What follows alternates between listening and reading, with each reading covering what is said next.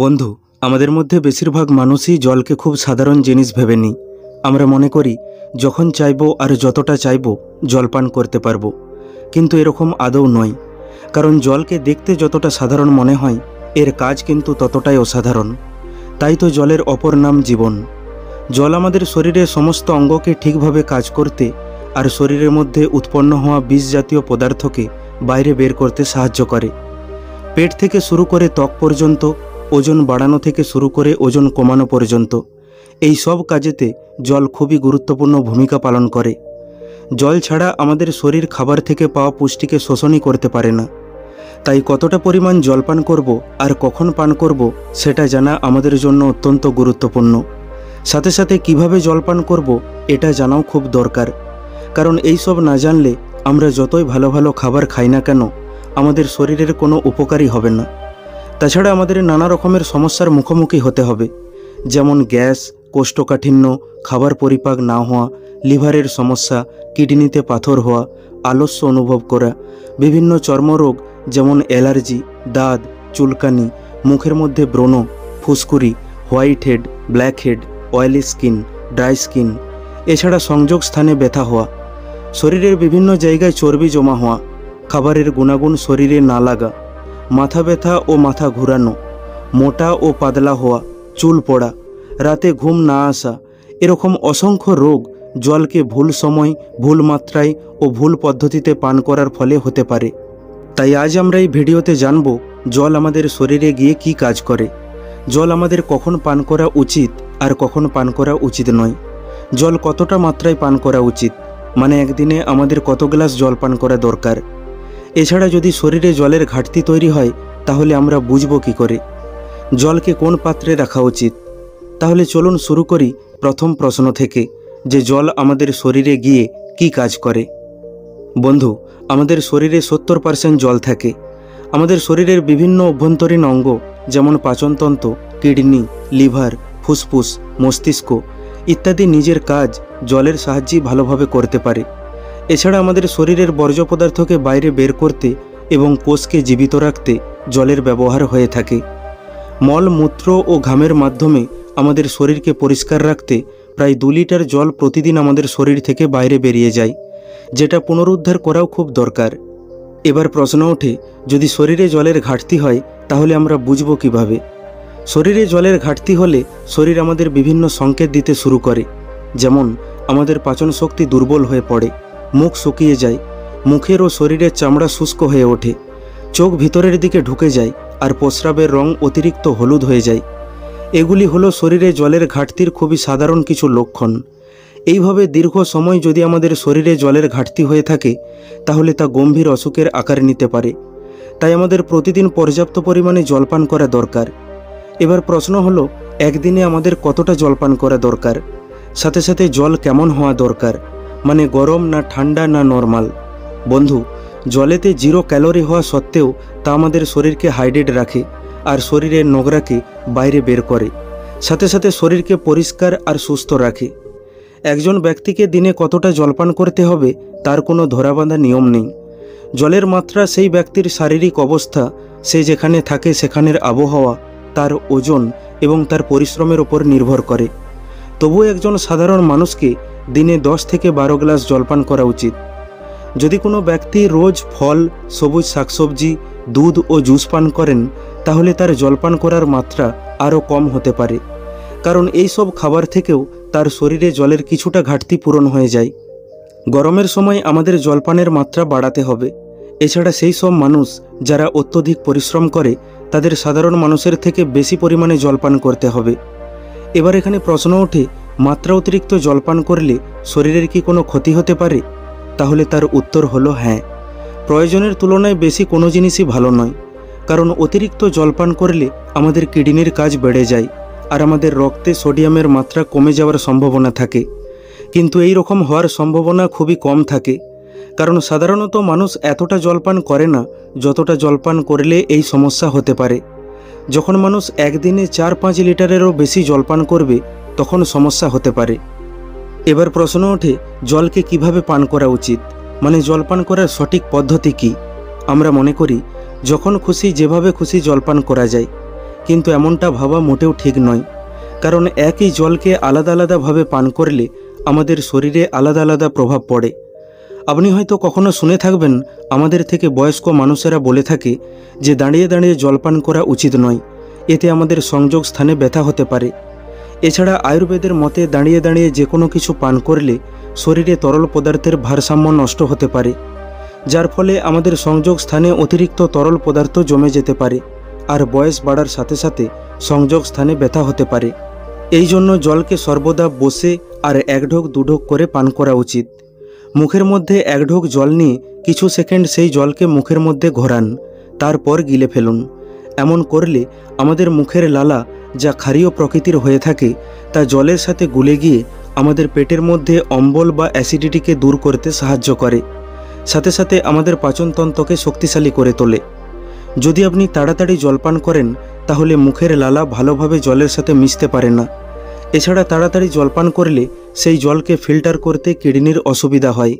এই জন্য জলকে বসে আর আরাম করে পান করা উচিত। এছাড়া একবারে বেশি মাত্রায় জলপান করা উচিত নয়, কারণ সেই জলকে ফিল্টার করতে কিডনির অসুবিধা হয়, যার ফলে সেই জল সঠিকভাবে ব্যবহার না হয়ে মূত্রের মাধ্যমে শরীরের বাইরে বেরিয়ে যায়। এবার পরের প্রশ্ন হলো, আমাদের কেমন জল পান করা দরকার, গরম, ঠান্ডা না নর্মাল? যখন আমরা কোনো ঠান্ডা পানীয় পান করি তখন আমাদের শরীর সবার প্রথমে নিজের তাপমাত্রার সমান তাকে গরম করে, তারপর তা ব্যবহারে লাগায়। যখন আমরা ফ্রিজ থেকে জল নিয়ে সরাসরি পান করি তখন আমাদের শরীর সেই জলকে প্রথমে গরম করে, তারপর তা ব্যবহার করে, যার জন্য আমাদের শরীরকে এক্সট্রা এনার্জি খরচ করতে হয়। তাছাড়া আমাদের শরীরকে সেই জল ব্যবহার করার জন্য অপেক্ষাও করতে হয়। এছাড়া অতিরিক্ত ঠান্ডা জল আমাদের পেটের মধ্যে থাকা খাবারকে শক্ত বা হার্ড করে তোলে, ফলে আমাদের পাচন প্রক্রিয়া স্লো বা ধীর হয়ে পড়ে, যার ফলে হজম হতে দেরি হয় আর গ্যাস ও কোষ্ঠকাঠিন্য হওয়ার সম্ভাবনা তৈরি হয়। তাই জল সর্বদা নর্মাল বা রুম টেম্পারেচারের সমান পান করা দরকার। জল যদি হালকা গরম হয় তাহলেও মন্দ নয়, কারণ এরকম জলকে আমাদের শরীর খুব সহজেই ব্যবহার করতে পারে। তাছাড়া হালকা গরম জল আমাদের পেটের খাবারকে ভাঙতে সাহায্য করে, ফলে হজম ভালো হয়, যার ফলে পেট ভালোভাবে পরিষ্কার হয়ে যায়। পরের প্রশ্ন হলো, আমাদের কখন জলপান করা উচিত আর কখন উচিত নয়? প্রথমেই বলি কখন জলপান করা উচিত নয়। প্রথম, খাবার খাওয়ার পরই জলপান করা উচিত নয়, কারণ যখন আমরা খাবার খাই তখন আমাদের খাবারকে পরিপাক করার জন্য পাচক রস বের হয়, জঠর গ্রন্থি থেকে অম্লরস বের হয়, যা খাবারকে পরিপাক করার জন্য খুবই প্রয়োজনীয়। তাই খাবার খাওয়ার পরই যদি আমরা জলপান করি তাহলে সেই পাচক রস ও অম্ল লঘু হয়ে ওঠে। এর ফলে খাবার ভালোভাবে পরিপাক হতে পারে না, যার জন্য শরীরে নানান সমস্যা তৈরি হয়, যেমন গ্যাস, অ্যাসিডিটি, পেটে ফাঁপ ইত্যাদি। আপনি অনেকের মুখে শুনে থাকবেন, তারা বলে, আমি তো সবসময় হেলদি খাবার খাই, তাও হজম হয় না কেন? আসলে তাদের খাবার হজম না হওয়ার পিছনে এটাও একটা কারণ যে তারা ভুল সময় জলপান করে। যেমন খেতে খেতে এক দু ঢোক জলপান করা যেতে পারে, কিন্তু এখানে এক দু ঢোক মানে গোলা ভেজানোর মতো জলপান করা। কিন্তু বেশিরভাগ মানুষ খাবার খাওয়ার পরপরই পেট ভরে জলপান করে ফেলে। আয়ুর্বেদের মতে খাবার খাওয়ার 40 মিনিট আগে আর খাবার খাওয়ার 1 ঘন্টা পর জলপান করা সবথেকে উত্তম মানা হয়। দ্বিতীয়, রাতের চেয়ে দিনে বেশি জলপান করুন, কারণ দিনে আমাদের ফিজিক্যাল অ্যাক্টিভিটি বেশি হয়, কিন্তু রাতে আমাদের শরীর বিশ্রামের অবস্থায় থাকে। তাই রাতের থেকে দিনের বেলায় বেশি জলের প্রয়োজন পড়ে। একবার জলপানের পর কমপক্ষে 45 মিনিট থেকে 1 ঘন্টা পর পুনরায় জলপান করুন। তৃতীয়, ফল খাবার পর জলপান করলে পেটের মধ্যে থাকা ফলের পরিপাক হতে সময় লাগে। এছাড়া ফল অন্য খাবারের থেকে তুলনামূলক ঠান্ডা হয়, যার ফলে সর্দি কাশি হওয়ার সম্ভাবনা থাকে। এমনিতেই ফল সাধারণত রসালো হয়, তাই ফল খাবার পর জলপান করবেন না। চতুর্থ, গরম কিছু খাবার পর জলপান করবেন না, যেমন চা, কফি, জুস ইত্যাদি খাবার পরই জলপান করবেন না, এতে আমাদের দাঁত ও দাঁতের মাড়ির ক্ষতি হয়। এবার বলি কখন আমাদের জলপান করা দরকার, মানে জলপান করার সঠিক সময় কোনটা। সহজভাবে বললে পিপাসা পেলেই জলপান করতে হবে, কিন্তু ঘুম থেকে উঠে জলপান করতে ভুলবেন না। রাতের খাবার পরিপাক হওয়ার পর আমাদের পেটে ও অন্তে নানা রকমের বর্জ্য পদার্থ জমে থাকে। সকালে উঠেই খালি পেটে 2 গ্লাস জলপান করলে সেই সব বর্জ্য পদার্থ মলমূত্রের মাধ্যমে আমাদের শরীরের বাইরে বেরিয়ে যায়, যার ফলে পেটও সকালে ভালোভাবে পরিষ্কার হয়ে যায়।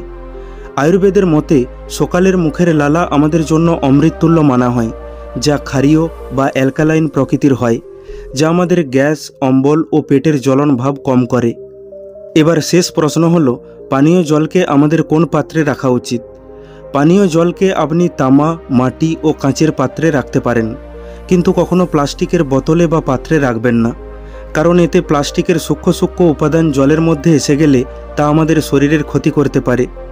আয়ুর্বেদের মতে জলকে তামা ও মাটির পাত্রে রাখলে ভালো হয়। এতে সেই সব গুণ থাকে যা আমাদের শরীরের পক্ষে উপকারী হয়ে থাকে। যেমন তামার মধ্যে ক্যান্সার বিরোধী গুণ থাকে। তাছাড়া তামার পাত্রে রাখা জল খাবারকে পরিপাক করতে সাহায্য করে, শরীরকে তরুণ রাখতে সাহায্য করে। যাদের শরীর মোটা ও হাই ব্লাড প্রেশার যুক্ত, তাদের ক্ষেত্রে তামার পাত্রে জলপান করা খুবই লাভদায়ক হয়ে থাকে। কিছু না থাকলে মাটির পাত্রে রাখুন, যাতে হাওয়া চলাচল করতে পারে, যার ফলে জল প্রাকৃতিকভাবে ঠান্ডা ও তাজা থাকে, যা আমাদের ত্বক ও গ্যাসের সমস্যা থেকে দূরে রাখে, শরীরে পিএইচের মাত্রা ঠিক রাখে। আসুন একবার দেখে নিই আমরা এই ভিডিও থেকে কি কি জানলাম। সবার প্রথমে জলকে দাঁড়িয়ে বা হাঁটতে হাঁটতে পান করবেন না।